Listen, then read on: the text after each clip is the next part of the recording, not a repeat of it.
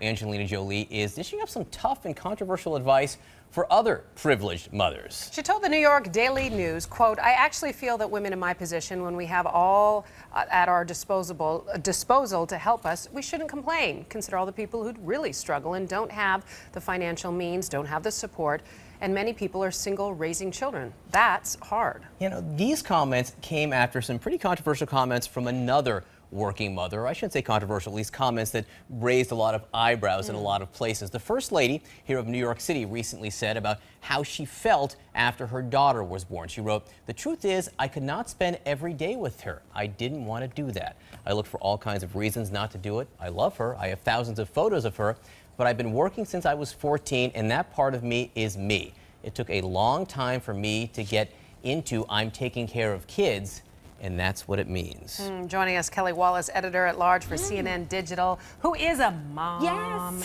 We're going to talk about the mom guilt Yes. aspect in a second, because I think that's a real Right. issue that we have to discuss. Does Angelina have a point? Well, I think what she does is, I saw one writer describe it as refreshingly self-aware, because nothing gets under the skin of moms across America, around the world for that matter, when they hear celebrity moms who have all the means and all the wealth saying, "Oh my gosh, my life is so hard." And a lot of people thought of Gwyneth Paltrow when she said, she implied that life would be easier if she had an office job and the routine of going to work every day and being home in the evenings as opposed to being on a set for 14 hours. To say that didn't go over well with moms is really an understatement. They didn't like it.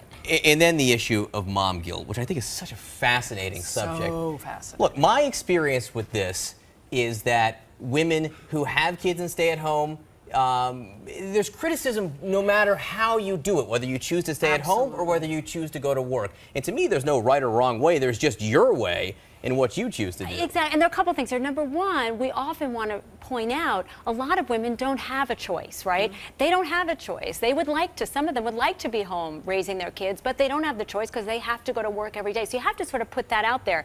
But I also think in terms of the big criticism of Charlene McRae, the First Lady of New York City, I think she was talking about something that a lot of professional women who have kids later in life can relate to. Yeah. You have your career, you have your identity, you want to be a mom, but you struggle at the start of it to balance it all.